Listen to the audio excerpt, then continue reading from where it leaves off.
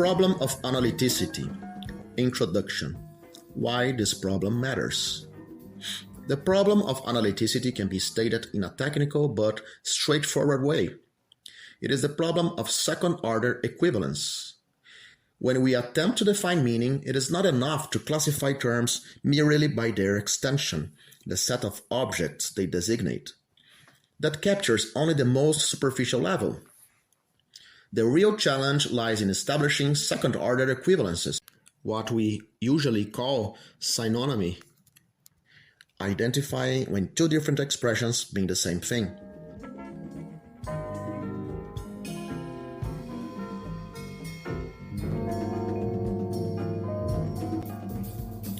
If you were thinking this is just like some random linguistic puzzle, here is why you might be missing what is arguably among the greatest problems in philosophy. 1. Analyticity aims to explain why certain equivalences feel necessary and not just extensionally true. 2. It touches the substance of our grasp of modal structures. For example, why we treat force equals mass times acceleration as not merely contingent, but as a law-like identity. And 3rd, it reflects the ambition to secure a mechanics of meaning, a way of formally anchoring our intuitions about identity, necessity, and scientific law. Now, let's make the argument. One might imagine a perfect cognitive agent, an ideal machine that could, in principle, capture these equivalences.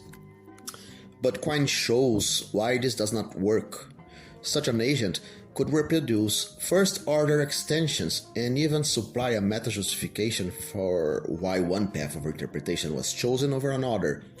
Yet, for the machine itself, these alternatives are indifferent. Whether it follows one line of interpretation or another is not determined by logical necessity, but by arbitrary or pragmatic selection. Consider a simple example. A machine may be programmed to recognize analytically that all bachelors are unmarried, but it does not follow that it will recognize that all bachelors are available. For the system, the difference is immaterial. It depends entirely on how the rules were encoded. Another machine could be configured differently, and there would be no intrinsic reason to prefer one outcome to the other.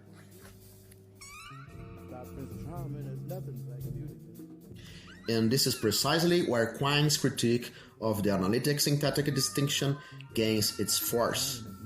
If synonymy cannot be fixed, if no procedure, not even in principle, can determine which equivalences are necessary and which are contingent, then the notion of analyticity itself becomes unstable.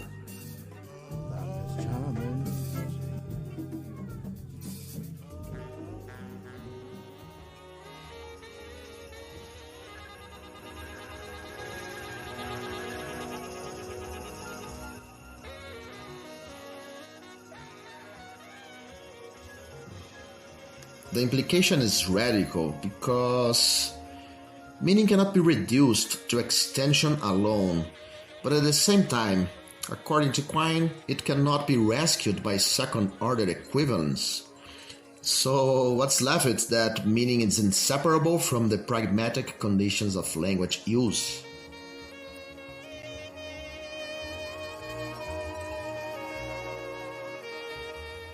The perfect machine thought experiment makes this visible. No amount of formal programming can eliminate the interpretive surplus of meaning. What's left is not a clean boundary between analytic and synthetic truths, but a continuum where justification use and convention blur the distinction.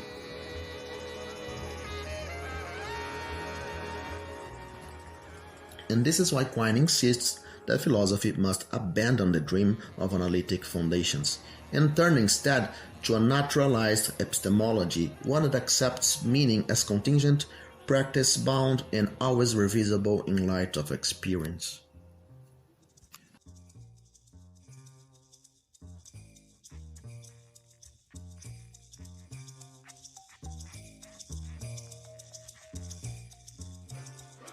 Now, what Quine dismantled that you shouldn't ignore. Imagine you are engaged in defending a thesis about equivalence between two animals, categorizing your experience.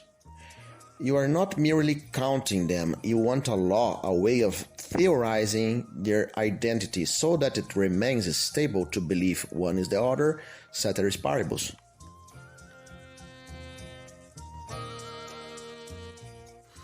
That is a rudimentary form of defining our scientific activity.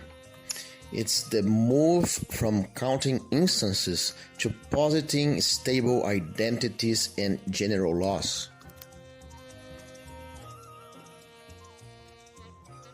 But that's the thing. Quine shows the fragility of this move.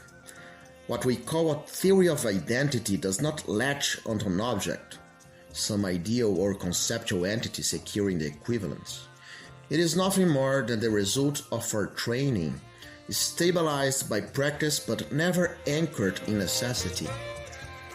So here what Quine dismantles. He dismantles the idea that the relational structure of our thesis about identity and equivalence stands above or is superior to the simple mechanical equivalences a machine can capture in numerical calculation. And with that, even scientific laws cease to appear as second-order conceptual necessities.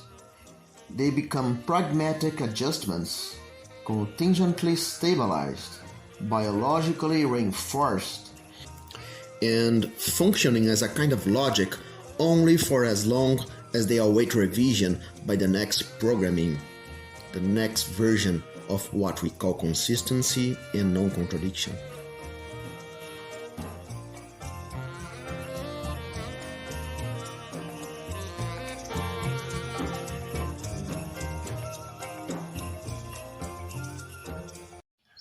Let us begin with a well-known story about Quine, okay? He's often portrayed as the destroyer of analyticity, the one who demolished the analytic syntactic distinction once and for all. But there's another way of reading him. Quine does not simply end the conversation. Rather, he reopens an old problem, the problem of empiricism itself. So let's go back to Hume. David Hume. For Hume, all possibilities were flattened under a single measure.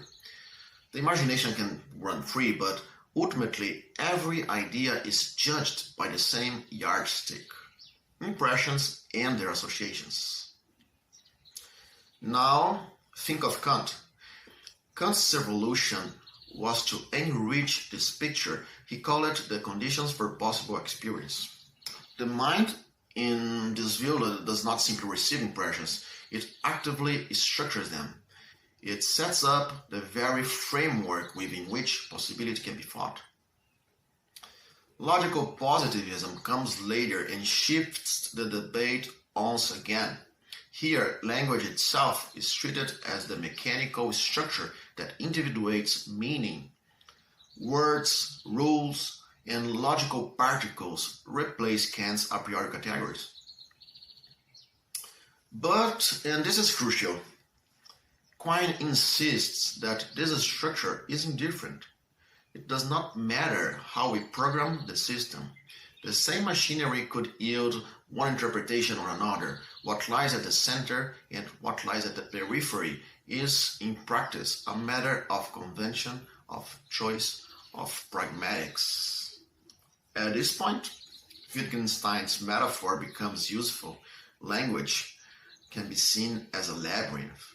You enter from one side and you reach one result. You enter from another side and the original path is lost. So now we can ask what follows, right? Quine's attack on analyticity does not end the discussion. On the contrary, it forces its reconfiguration. Because if analyticity collapses, then defenders of meaning must articulate new strategies. And this, paradoxically, opened the door for a neo-Kantian return to the idea of an internal language. Here we can think of Jerry Fodor and others who radicalized this position, speaking of a language of thought as the internal medium of cognition. In this light, Quine does not have the last word. But he does change the theme. He does change the terms of the debate. He shows that meaning, analyticity, and necessity cannot be secured once and for all. Instead, they shift between pragmatic holism, his old solution, and renewed attempts to describe the mind's interior constitution. So, to put it simply, Quine's critique is not a verdict. It is a catalyst. We may say that it stabilizes, it provokes, and it compels philosophy to move forward.